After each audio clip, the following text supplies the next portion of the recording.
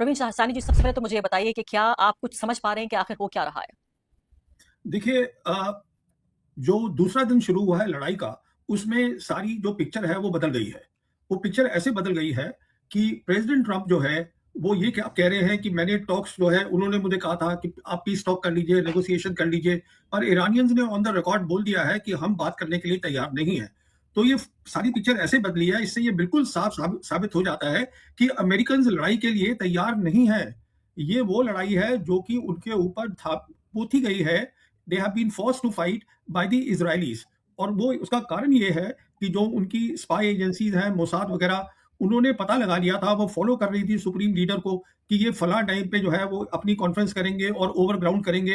तो the president was not ready but he was pushed by the Israelis कि और then the president was, देखिए बहुत अजीब सी बात हुई है।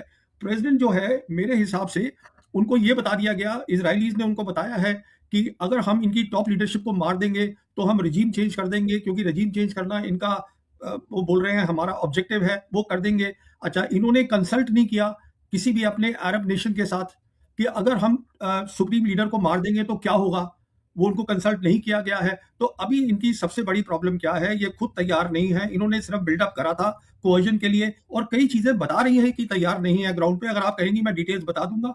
दूसरी बात यह है, इन्होंने पहले बातचीत ही नहीं करी है अपने, ये जो सऊदीज है, कतर है, इन सब बहरीन है, इनके जो लीडर्स हैं इनसे बात नहीं करी, क्योंकि वो इसको सीक्रेट रखना चाहते थे कि ये लीक ना हो जाए कि हम सुप्रीम लीडर को मार रहे हैं।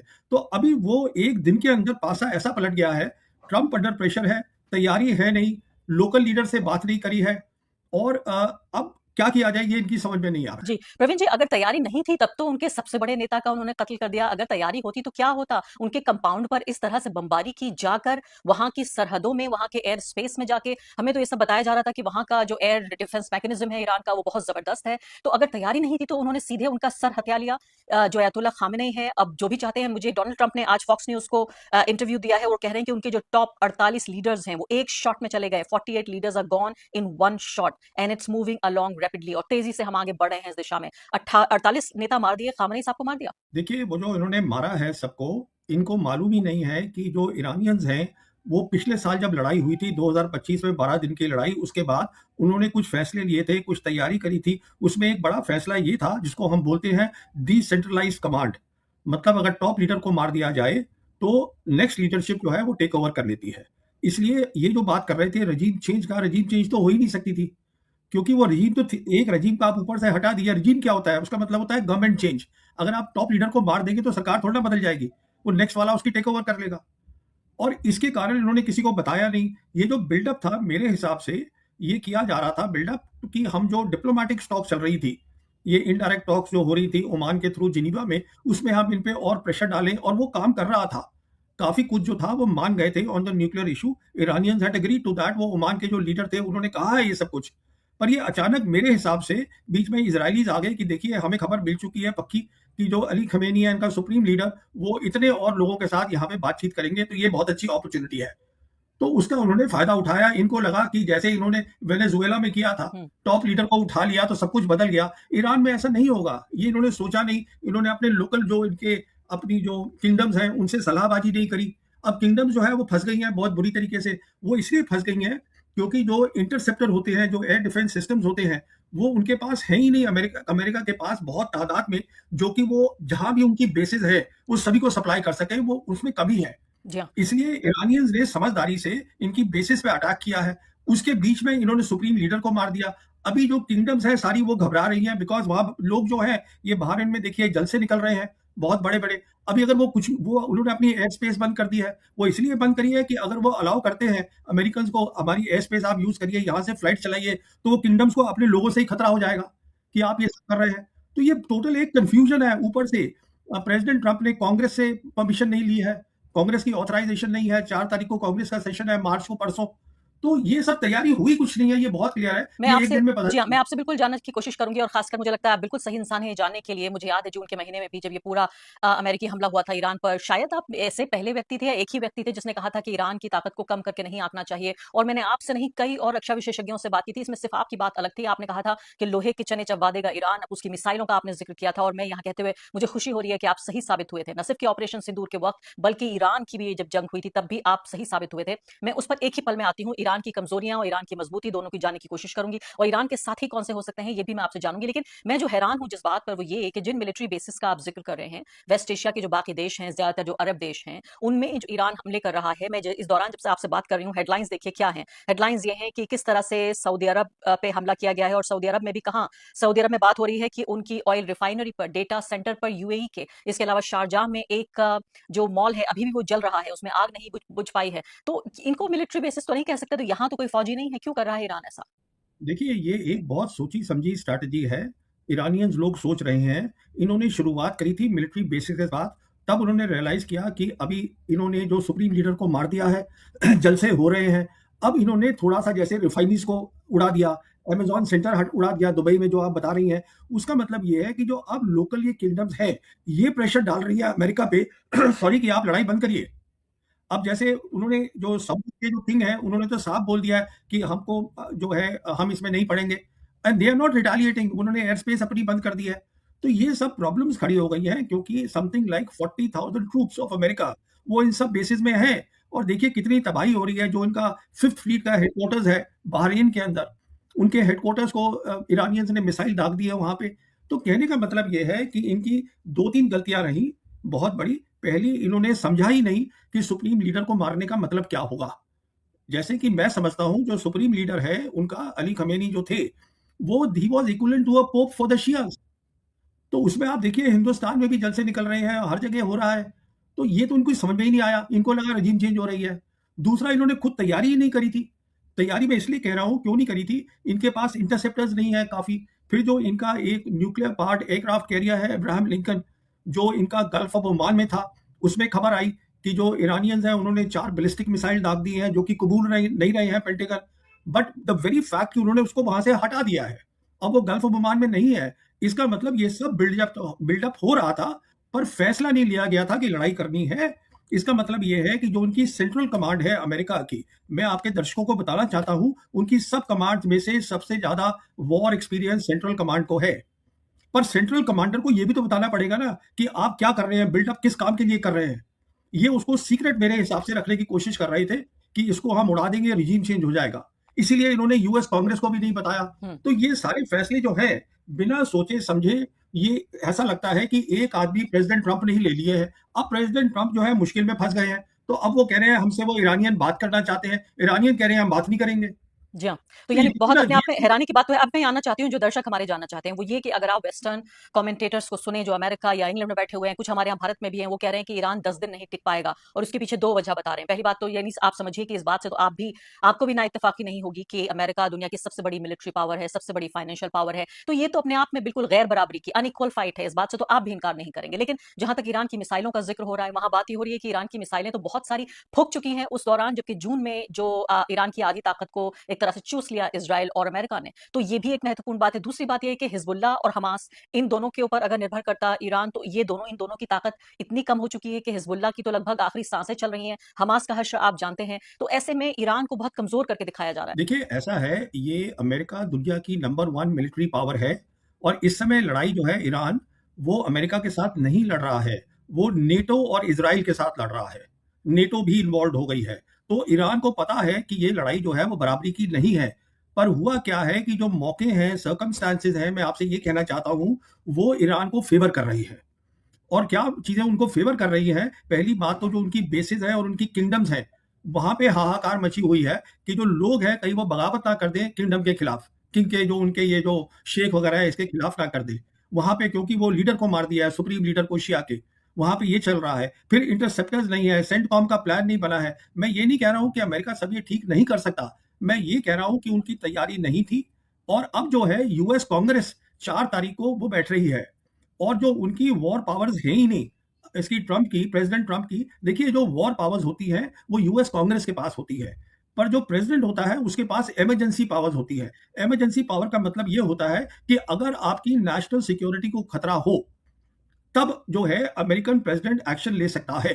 पर अगर कोई लॉन्ग टर्म थ्रेट है, उसके लिए आपको यूएस कांग्रेस में जाना है। इसलिए जो अमेरिकन प्रेसिडेंट ट्रंप साहब हैं, वो केस बना रहे हैं कि हमें खतरा है, क्योंकि वो मिसाइल हमारी जो बेसिस हैं उनके ऊपर डाल रहे हैं। पर जो उनके दूसरी साइड के जो सेनेटर्स हैं, उनका ये कहना है कि देखिए, जो है अमेरिका के होमलैंड को खतरा नहीं है, उनके पास वो लंबी मिसाइल्स है ही नहीं। तो ये कहने का मतलब ये है, अब मिड टर्म इलेक्शन भी वहां आ रहा है, उनकी जो अपनी मागा बेस है वो नाराज है, उनकी रेटिंग गिर गई है। मैं ये नहीं कह रहा हूं कि अमेरिका कमजोर है या ईरान अमेरिका के साथ लड़ सकता है। मैं ये कह रहा हूं कि जब आप जंग शुरू करते हैं, तो दूसरी तरफ ईरान भी तैयार था पूरा इसके लिए, क्योंकि उन्होंने सबक सीख लिए थे पिछले साल के। तो वो 1 या 2 दिन में तो नहीं जा रहे हैं, ये बात तय है।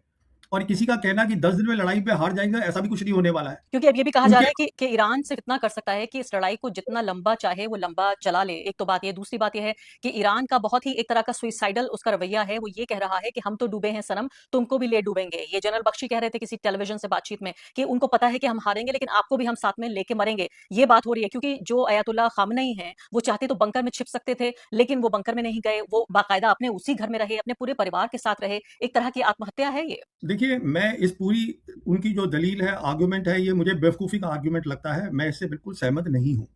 उसका कारण बहुत सीधा है। ईरानियंस ने, जैसे मैंने बोला, उन्होंने 3 अपनी चीज़ें तैयार करी थी। पहली चीज़ उनके पास क्या था, डिसेंट्रलाइज़ कमांड करा था उन्होंने, लेसन सीख कर 12 डे वॉर का, कि अगर एक लीडरशिप खत्म हो जाती है तो दूसरी टेक ओवर करेगी, ये उन्होंने कर लिया था। दूसरा उन्होंने क्या किया था कि जो उनकी कमी पेशियां थी 12 डे वॉर की, वो चीन और रशिया ने उनकी मदद करके भर दी है।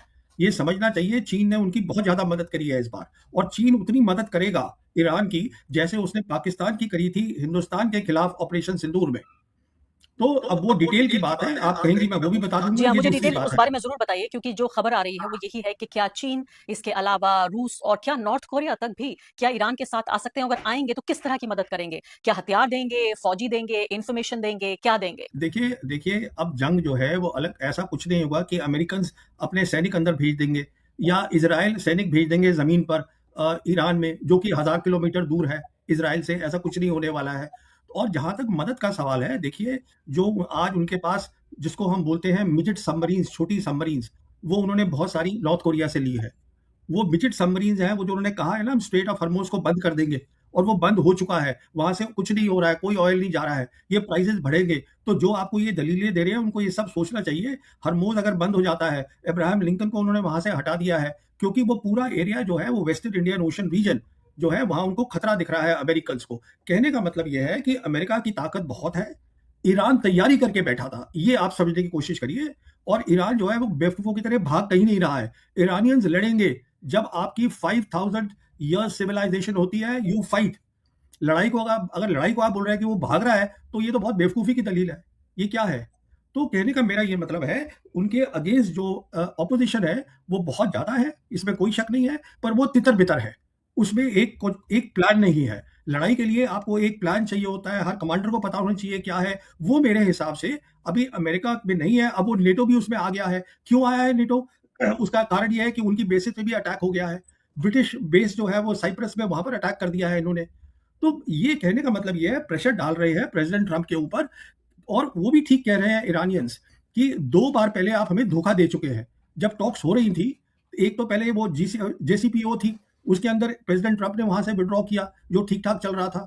उसके बाद प्रेसिडेंट ट्रंप, जब ये 12 डेज वॉर हुई है, तो नेगोशिएशन चल रही थी। उसके 2 दिन पहले आपने अटैक करवा दिया। अब फिर नेगोशिएशन चल रही थी जिनीवा के अंदर, आपने अटैक कर दिया।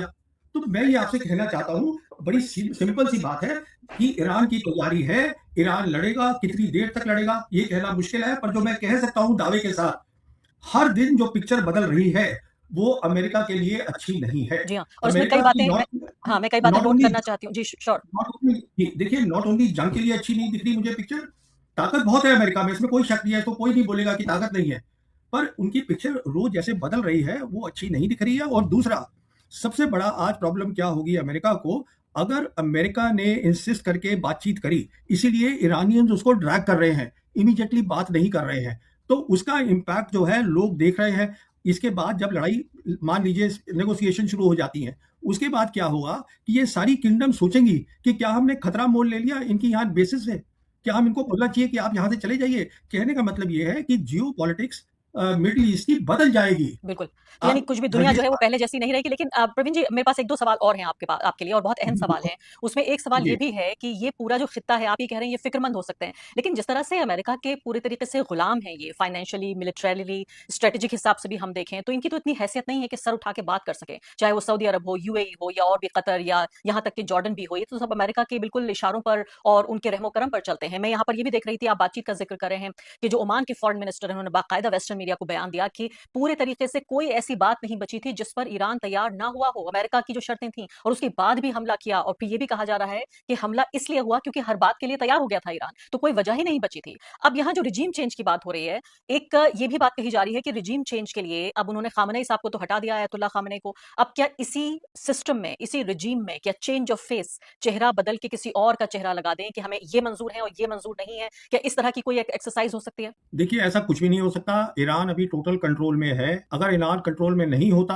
तो वो फ़ौरन तैयार हो जाता ट्रंप से बात करने के लिए। सीधी-सी बात है, अभी लड़ाई का दूसरा दिन है, इसलिए बहुत आगे जाने की ज़रूरत नहीं है। सिर्फ़ इतना समझने की ज़रूरत है, जो मैं आपको बता रहा हूँ, ईरान तैयारी करके बैठा है और ट्रंप की साइड पे ताकत है, पर कोई प्लान नहीं है, कोई तैयारी नहीं है। ये अचानक हमला करा गया है। इनको दिखा है टारगेट ऑफ अपॉर्च्युनिटी, और वो टारगेट ऑफ अपॉर्च्युनिटी जो है, इनके लिए टारगेट ऑफ डिज़ास्टर बन गया है।